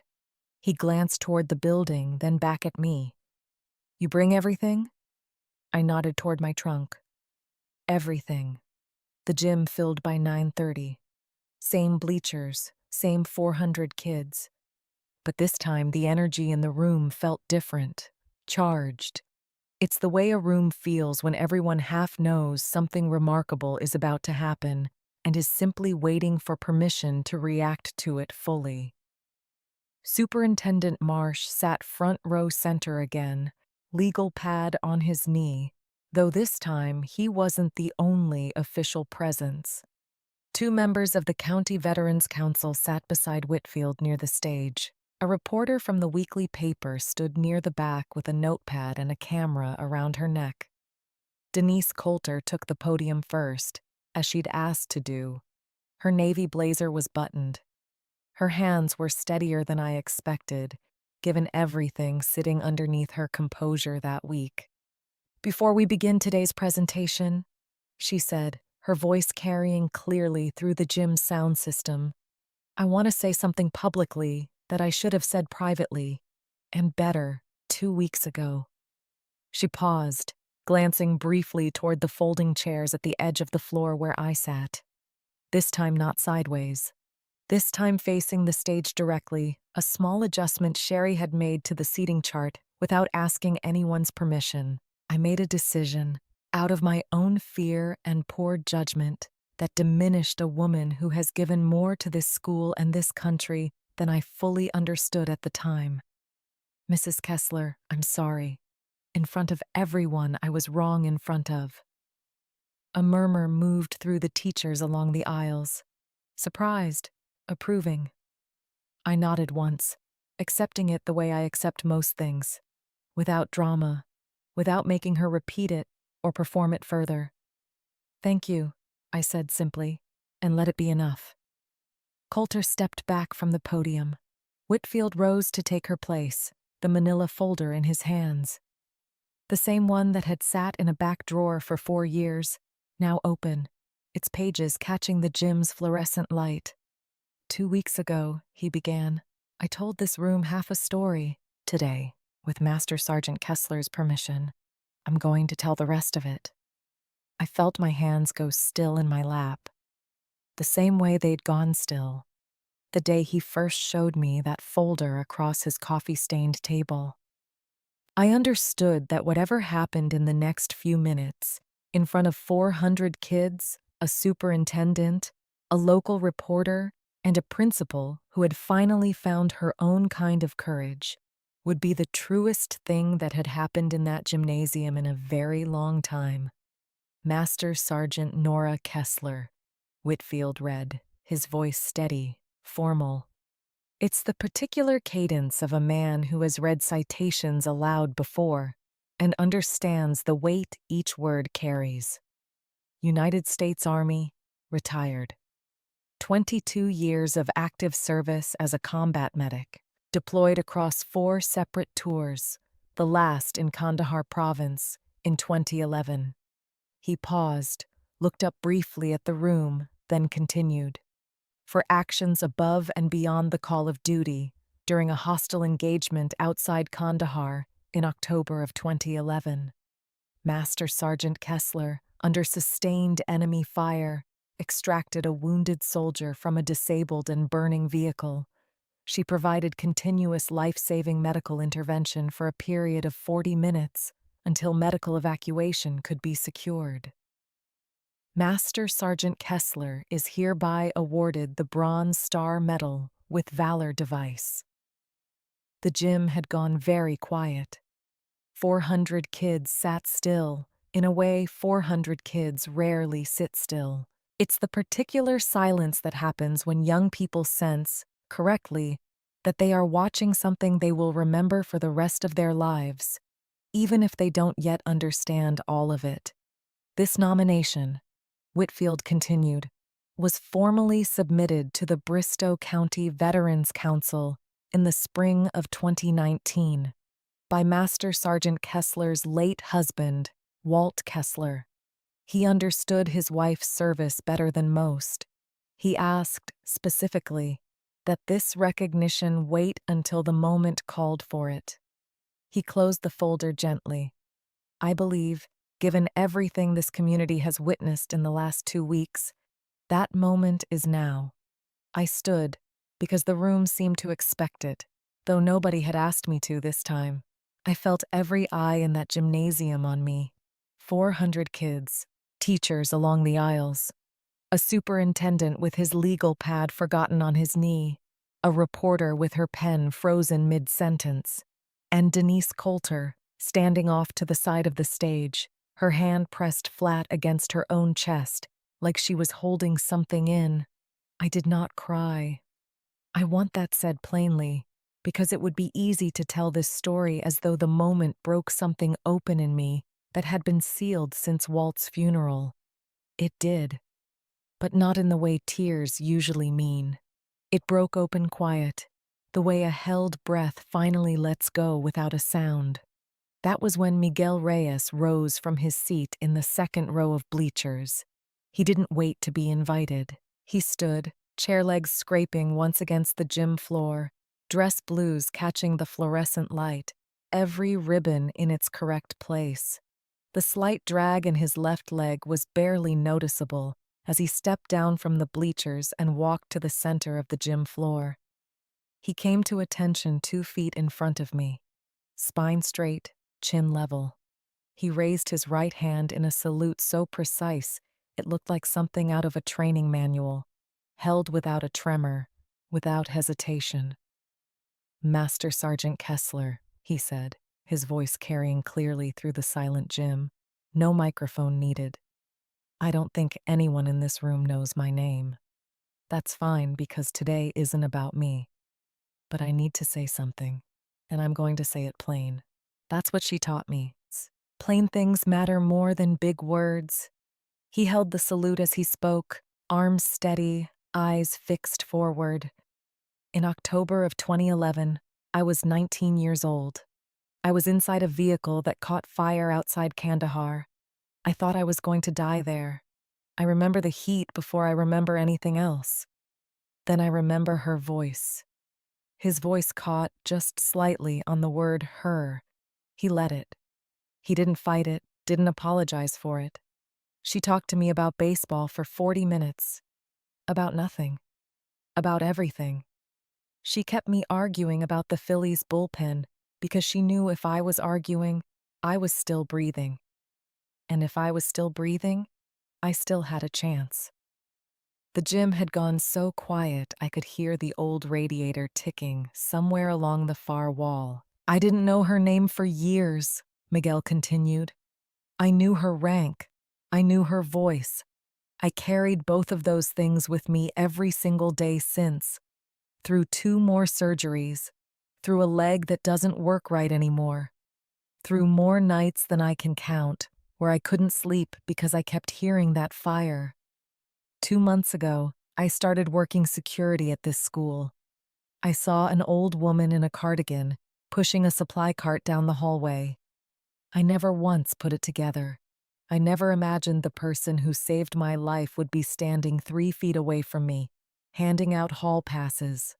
He finally lowered his salute, slowly, deliberately, and reached out to take my hand instead. Both of his hands wrapped around mine, steady despite everything shaking underneath his composure. "You gave me 34 years I wasn't supposed to have, Master Sergeant. You gave me a wife and 2 kids and every single ordinary Tuesday I've had since that day in the desert.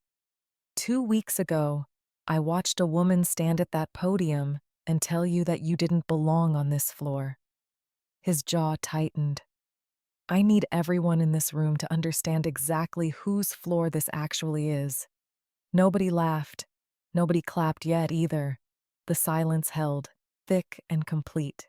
It's the particular silence that comes right before a room decides all at once how it's going to feel about what it just witnessed. Then, from the back of the gym, one of the County Veterans Council members rose to his feet, an older man in a VFW cap, and saluted too. Then another. Then, row by row, teachers who had never served a day in uniform stood anyway, because standing seemed like the only correct response to what they'd just heard. 400 kids who'd spent the last 2 weeks slowly learning who the volunteer lady with the cart really was began to stand as well. Uncertain at first, then all at once, until the entire gymnasium was on its feet. Denise Coulter stood too, near the stage, her hand still pressed to her chest. For the first time in the whole ceremony, I saw something on her face that looked less like fear and more like genuine, uncomplicated shame. It's the kind that arrives not because someone shamed you, but because you finally understand, all at once, exactly what you almost cost the world by not looking closely enough at the person standing in front of you. I stood in the center of that gym floor, Miguel's hand still wrapped around mine, 400 kids on their feet. I did the only thing that felt true in that moment. I said thank you, quietly, to Miguel first. Then I turned toward the room and said it again, louder, to all of them. I sat back down, because the moment didn't need more from me than that. It never does. The truest moments rarely do. The applause, when it finally came, was not the uneven, uncertain kind from 2 weeks earlier. It rolled through that gymnasium in a single wave, 400 kids and every adult in the room. It went on long enough that Superintendent Marsh had to stand and raise a hand before the ceremony could continue, smiling in a way I don't think that legal pad of his had seen from him all year. "I think," Marsh said. Once the applause finally settled, the district owes Master Sergeant Kessler more than an assembly. He glanced at Coulter, who nodded once, quickly, gratefully, like a woman handed a chance to do something right in front of the same room where she'd done something wrong. "Effective today, I'm authorizing a formal commendation from the school district itself. And I'd like to explore establishing an annual scholarship in her name for a graduating senior planning to enter military or medical service." A fresh round of applause followed, warmer this time, less shocked, more simply glad. Denise Coulter stepped forward once the noise settled. This time when she spoke, her voice carried none of the polish from 2 weeks earlier, only something plainer, more solid underneath it. "I'd like to add," she said, "that Mrs. Kessler's volunteer hours are being restored to 5 mornings a week, not 3, effective immediately if she's willing to accept them. And I'd like to personally see to it that this school never again mistakes quiet for unworthy."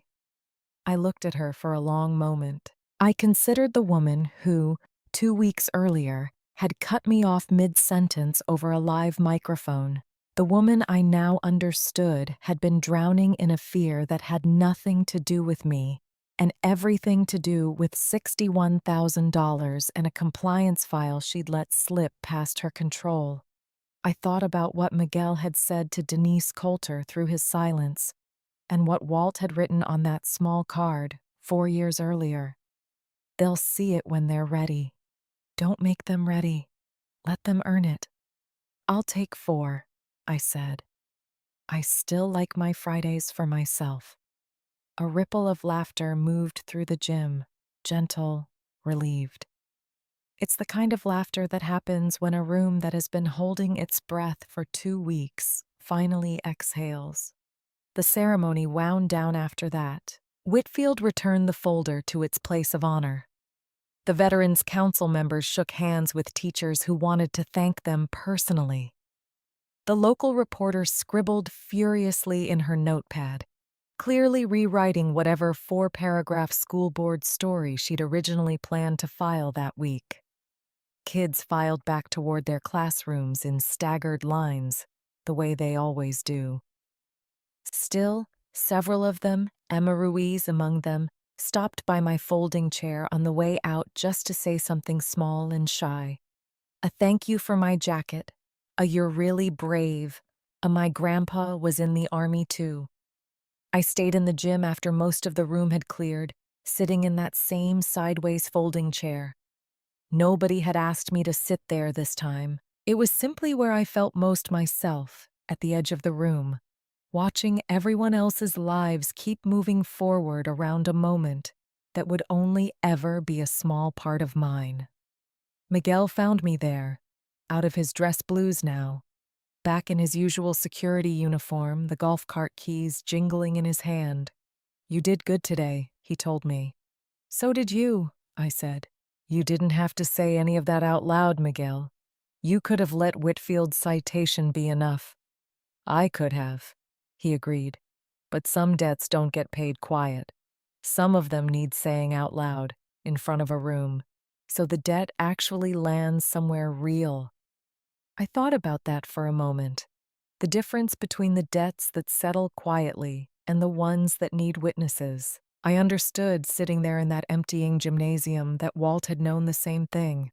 4 years earlier, when he filed that folder and told Whitfield to wait for the room to be ready. Some truths keep until the exact moment they're needed. The trick isn't forcing that moment.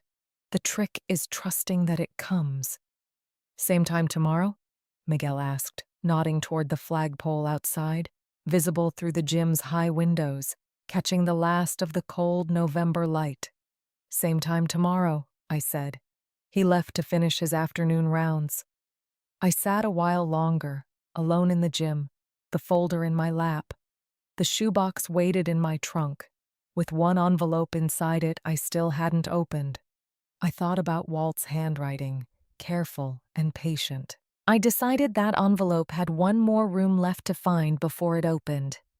That room wasn't this one either. It would come, in its own time, the way everything in this story had come, quietly and exactly when it was ready. The weeks that followed settled into a new kind of ordinary, the good kind. Superintendent Marsh followed through on the scholarship within days. By early December, the district had formally established the Kessler Whitfield Service Scholarship, $4,000 a year for a graduating senior heading into military or medical training, funded partly by a VFW fundraiser that raised another $11,000 in a single Saturday.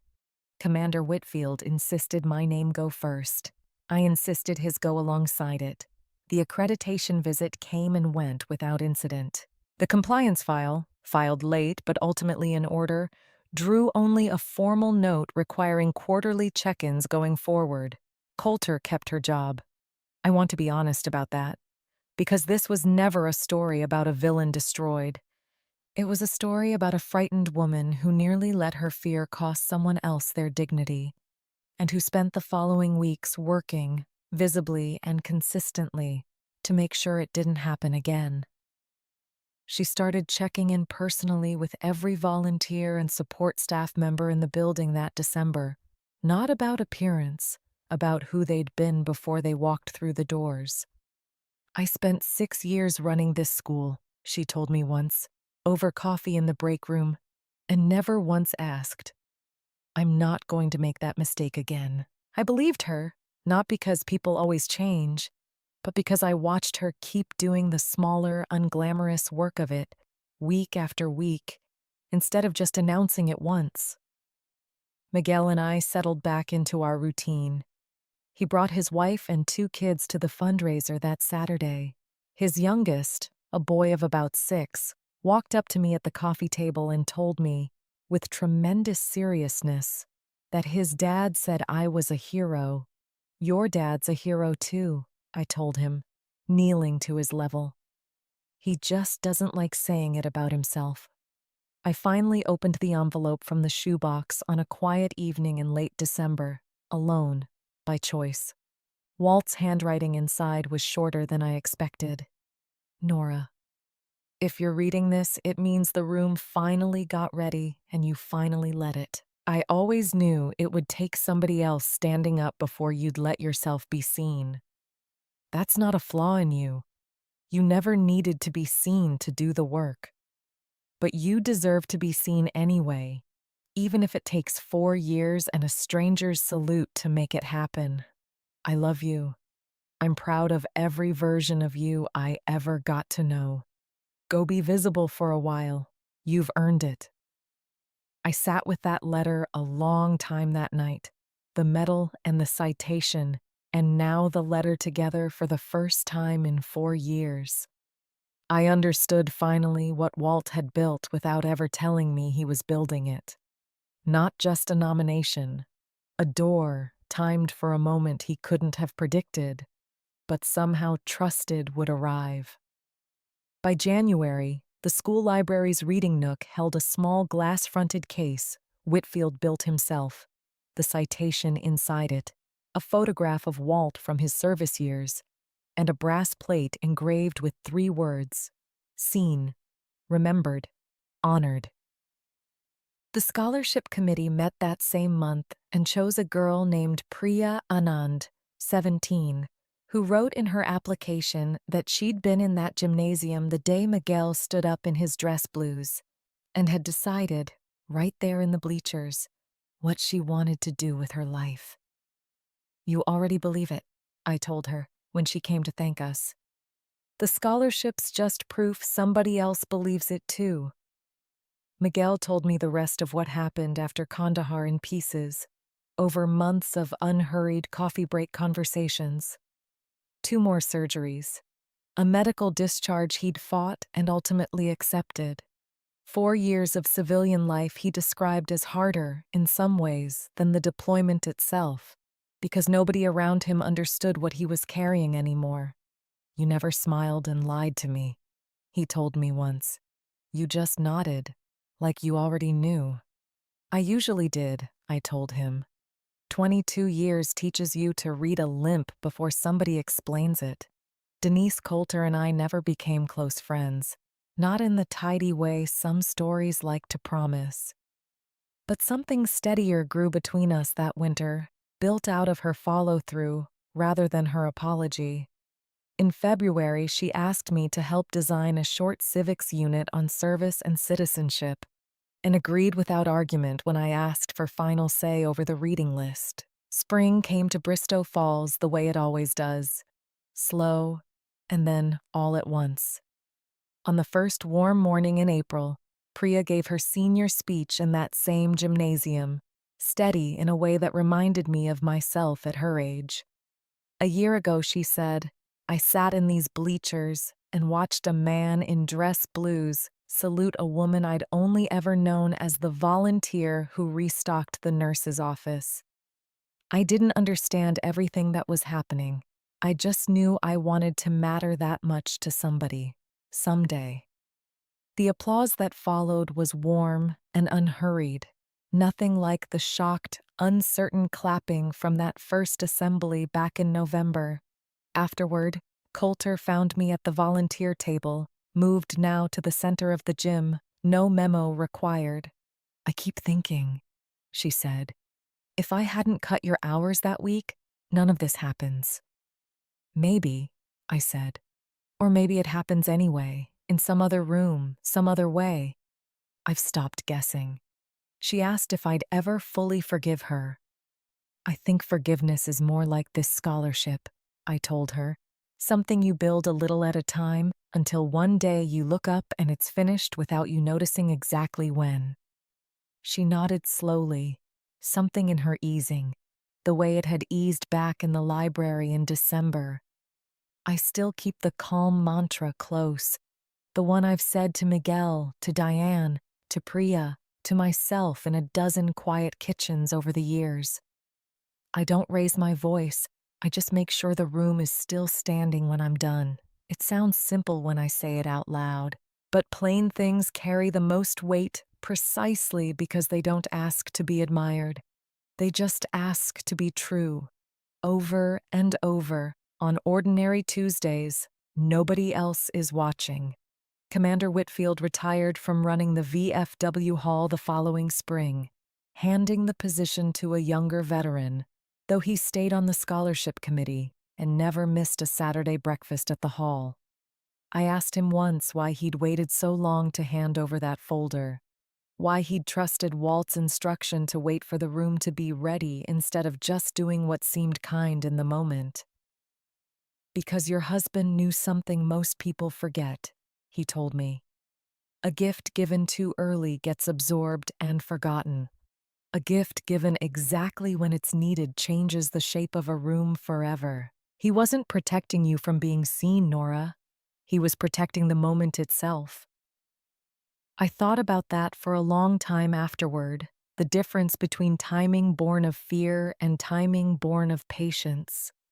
Everything about those 4 years, the unopened box, the untouched folder, the locked drawer, had never really been about hiding.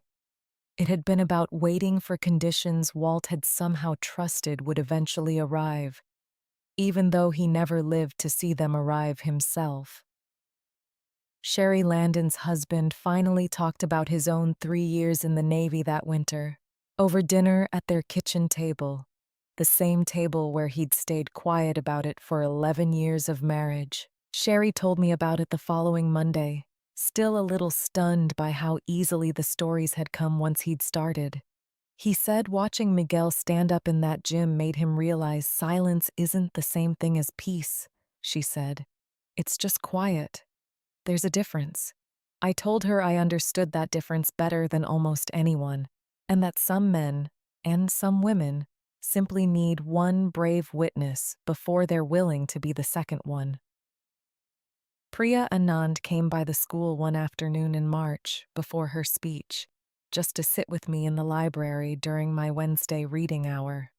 She asked me what it actually felt like, pulling someone out of a burning vehicle, whether it was as clean and certain as the movies made it look. I told her the truth, the way I try to tell everyone the truth once they're old enough to carry it. It was never clean, it was loud, and it was terrifying, and the only thing that made it survivable was doing exactly the next necessary thing, over and over without stopping to consider how frightened you were. That's the whole secret, I told her. Not courage, just the next necessary thing, done calmly, as many times as it takes. She wrote that down in a small notebook she carried everywhere, the way some kids collect quotes they plan on needing later. Denise Coulter and I ran into each other at the grocery store on Route 9 one Saturday in late March, both of us reaching for the same discounted loaf of bread. She laughed, a real laugh, unguarded in a way I hadn't heard from her before. Of all the places, she said. We ended up talking in the cereal aisle for 20 minutes. Nothing important. Her daughter's soccer schedule, my garden plans for the spring. The kind of ordinary conversation two women have once the extraordinary thing between them finally settles. I watched her push her cart toward the checkout afterward. I understood that was probably as close to forgiveness as either of us would ever put into words. Neither of us needed it spoken any louder than that. Caleb Ortiz's mother stopped me outside the school one morning that same spring, waiting for the bus line to clear. He wants to be an army medic now, she told me. Half proud, half worried, the way mothers often are about the same fact at once. Ever since that assembly, he talks about you like you hung the moon, Mrs. Kessler. I told her the same thing I'd told Priya, that the work itself was never as glamorous as the assembly made it look, that most of it was quiet and repetitive, and rarely got a citation read aloud in its honor. Good, she said. Maybe that's exactly what he needs to hear before he decides for certain. I watched Caleb through the classroom window a few minutes later, already practicing counting breaths with a younger kid on the playground, patient in exactly the way I'd once been patient with him. Miguel's golf cart needed a new battery that April. Superintendent Marsh, of all people, drove over personally with a replacement from the district's own maintenance budget. No paperwork, no 3-week wait for reimbursement. Small thing, Marsh said, when Miguel thanked him. But some debts are worth paying quickly once you understand what they're actually for. I heard about it secondhand, from Miguel, over coffee. I thought about how one Friday morning in a gymnasium had rearranged small kindnesses all through that building, in ways nobody could have predicted. Least of all Denise Coulter, standing at her podium 2 weeks earlier with a laser pointer and a diagram, certain she already knew exactly what mattered. Diane still calls every Sunday, the way she has for years. She asked me once, that spring, whether I ever regretted keeping that box closed for 4 years. Instead of opening it the week Walt died, back when grief might have made a public honor feel like the comfort I needed, I told her the truth I'd come to trust most. Over that whole stretch of months, grief and recognition don't run on the same clock. Grief needed those 4 years, quiet and unwitnessed, just me and an empty side of the bed. Recognition needed a different kind of time altogether, the kind that waits for a 19-year-old boy to grow into a man, capable of standing in front of 400 people, saying out loud what he'd carried silently for 13 years. Walt understood that difference better than I ever gave him credit for. I think about that most Sundays now, after I hang up the phone with Diane. Sitting a while longer at my kitchen table before the evening properly begins. Some Sundays, I say the calm mantra out loud to the empty kitchen, just to hear it once more before the week starts over. I don't raise my voice. I just make sure the room is still standing when I'm done. It still sounds true every single time I say it. 22 years of service taught me that. 4 more years of quiet volunteering only proved it again. On ordinary Tuesday mornings, nobody else was counting, in a town that never once asked what it was watching. The following November, almost exactly a year after that first assembly, the school held its Veterans Day ceremony again. Same gym, same bleachers, same color guard. This time, before any speeches began, Coulter asked every veteran and service family in the room to stand, not for applause, just to be counted. I stood among them, an ordinary woman in a cardigan, no different in that moment from anyone else standing in that gym, exactly the way I'd always preferred to be seen. Caleb Ortiz stood between his parents, a little taller than he'd been in October, teaching his little brother to count breaths the same patient way I'd once taught him. Emma Ruiz stood on her toes to see over the row in front of her, jacket zipped clean, watching the color guard with the same wide-eyed attention she once gave a stuck zipper. Miguel's golf cart sat parked outside, facing the flag, the way it always faces it. Through the gym's high windows, the fabric moved gently in the same steady wind that crosses Bristow Falls every November, for as long as anyone here can remember. Somewhere behind that wheel, a young private's after-action file had finally made sense of an old woman's silence. Somewhere in this town, another quiet person nobody has bothered to ask about is doing the same work, the same way, on an ordinary Tuesday no one will remember, until the room, finally, gets ready.